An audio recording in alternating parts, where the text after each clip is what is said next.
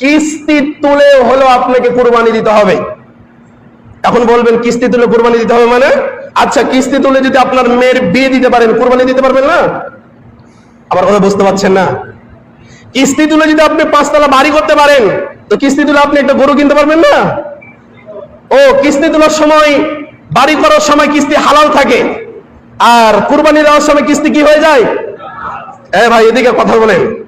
কিস্তি যখন 5 তলা বাড়ি বানাবো, 10 লাখ টাকা কিস্তি তুলি, ব্যাংক থেকে নিয়ে আসি, তখন ওই টাকাটা হালাল থাকে, আর কুরবানি দেওয়ার সময় কিস্তিটা কি হয়ে যায়?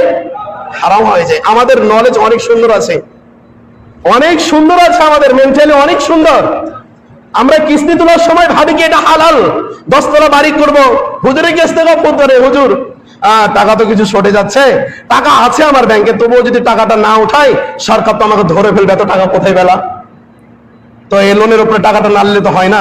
হ্যাঁ, হুজুরও ফটো দিচ্ছিলেন, সমস্যা নাই, হুজুরও তো ধোকাবাজ, লেন, সমস্যা নাই, চলবে। এখন আপনাকে আমি যেটা বলতে চাচ্ছি, আপনার টাকা জমা আছে, 5 তলা বাড়ির মালিক, আপনাকে ধার করে কুরবানি দিতে হবে কেন? আমি কি বোঝাতে চাচ্ছি শুনেন।